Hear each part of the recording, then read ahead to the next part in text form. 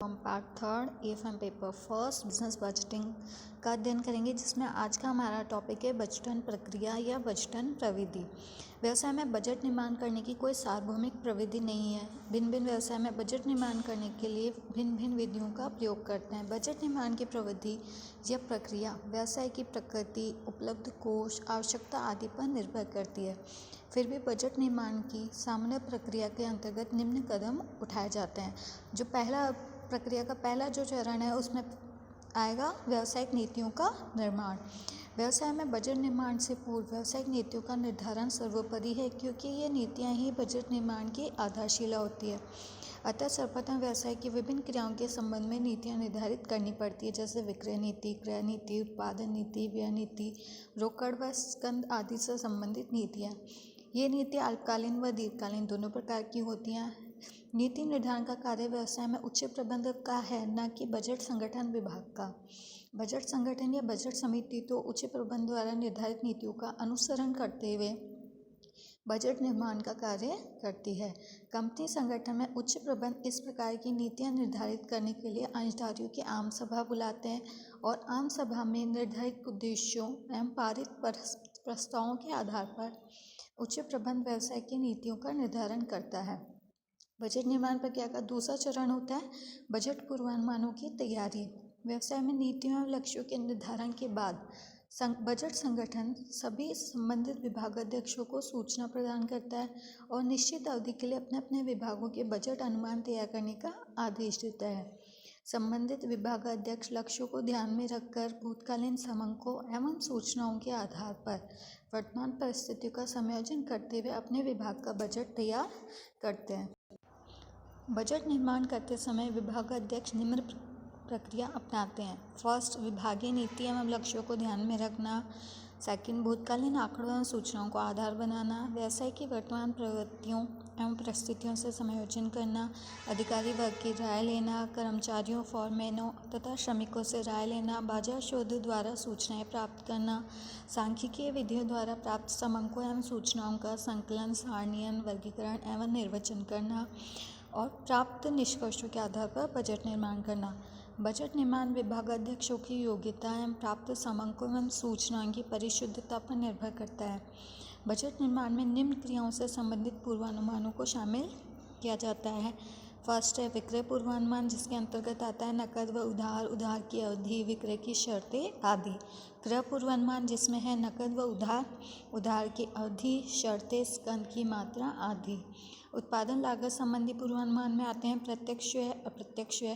प्रत्यक्ष व्यय में शामिल है सामग्री, श्रम, निर्माण व्यय आदि और अप्रत्यक्ष व्यय में है स्थिर व परिवर्तनशील कारखाना व्यय, कार्यालय व्यय, विक्रय एवं वितरण व्यय आदि।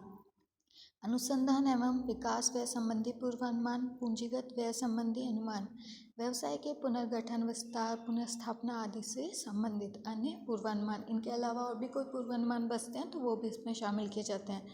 बजट पूर्वानुमान की विधियाँ। व्यवसाय के लिए बजट पूर्वानुमान करने के लिए सामान्यतः निम्न विधियों का प्रयोग किया जाता है, जिसमें फर्स्ट है विभागाध्यक्षों की राय।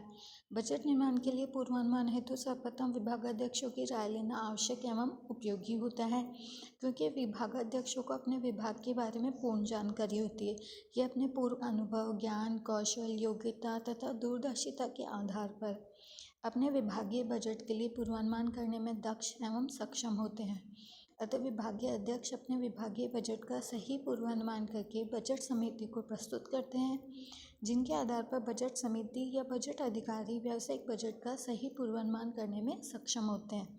इस पद्धति के निम्न लाभ व दोष हैं। लाभ क्या क्या है? फर्स्ट, विभागाध्यक्षों की योग्यता, अनुभव, दक्षता का पूर्ण लाभ मिलता है। सही व्यावसायिक पूर्वानुमान करना संभव होता है। बजट निर्माण का कार्य सरल हो जाता है। बजट निर्माण में सभी विभागों का सहयोग प्राप्त होता है।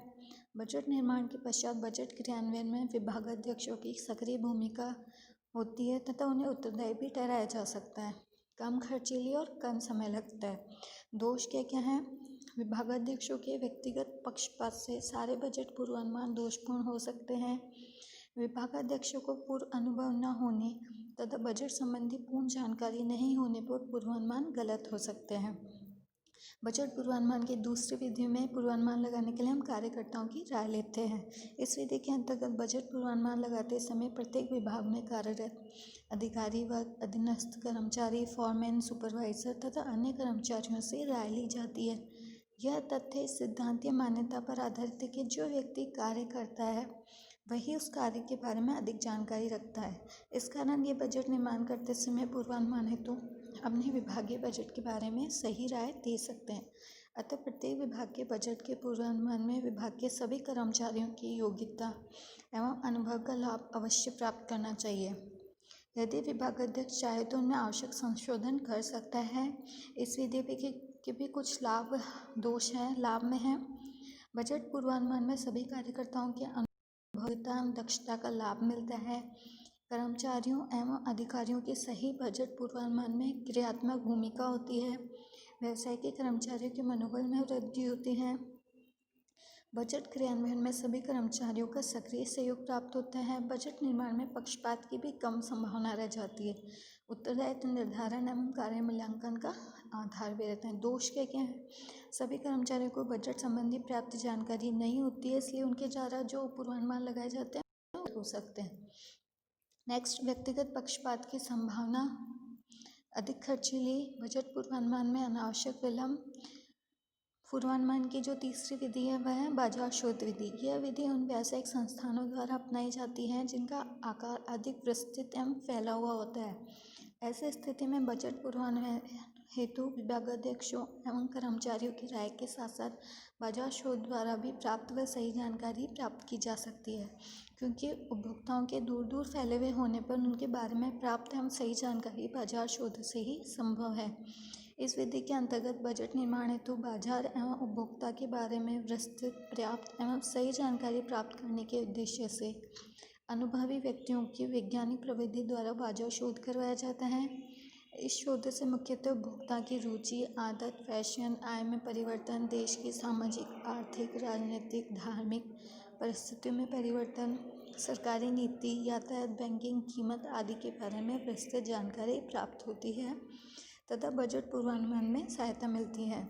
इस विधि के भी कुछ लाभ व दोष हैं, जैसे कि लाभों में शामिल है बाजार व एवं उपभोक्ताओं के बारे में विस्तृत व सही जानकारी प्राप्त होना, बड़े व्यावसायिक प्रतिष्ठानों के लिए अधिक लाभप्रद, सांख्यिकी एवं वैज्ञानिक पद्धति पर आधारित, अनुभवी एवं कुशल कार्यकर्ताओं से सर्वे कराने से सही पूर्वानुमान, सरकारी नीति में परिवर्तन एवं आंतरिक एवं बाह्य परिस्थितियों की जानकारी सही बजट पूर्वानुमान में सहायक। दोष हैं अधिक खर्चीली है। इसमें बाजार सर्वेक्षण कराया जाता है, अनुभवी व्यक्ति नियुक्त किए जाते हैं, इसलिए खर्चीली भी अधिक है और समय भी अधिक लगता है। उपभोक्ताओं द्वारा सही सूचना नहीं देने पर गलत पूर्वानुमान, छोटे व्यवसायों के लिए अनुपयुक्त। इसके अलावा बजट बनाते समय व्यावसायिक पूर्वानुमान लगाने के लिए कई अन्य यंत्र भी उपयोग किए जाते हैं, जैसे कि व्यावसायिक मापक यंत्र, ग्राहक गमन या गणितीय प्रक्षेपण, काल श्रेणी विश्लेषण, प्रतिगमन विश्लेषण, आधुनिक अर्थमितीय विधि।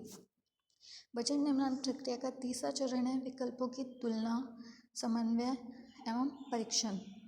विभागाध्यक्षों द्वारा तैयार किए गए अनुमानित बजट को बजट समिति के समक्ष रखा जाता है। बजट समिति अनुमानों पर विस्तार से विचार करती है। समिति उपलब्ध विभिन्न विकल्पों का विश्लेषण एवं परीक्षण करके ये देखती है कि व्यवसाय की लाभदायकता एवं दीर्घकालीन वित्तीय स्थिति की दृष्टि से उपलब्ध विकल्पों में से सर्वश्रेष्ठ विकल्प कौन सा है।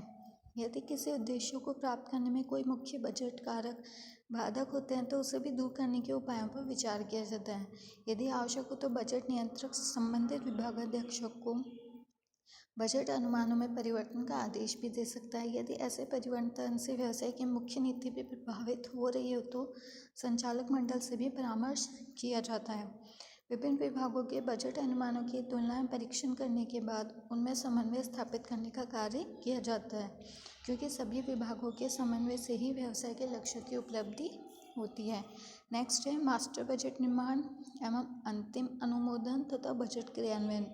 विभिन्न विभागों के बजट अनुमानों की तुलना एवं परीक्षण करने के बाद बजट समिति एवं बजट नियंत्रक सभी विभागीय बजटों में समन्वय स्थापित करता है एवं एक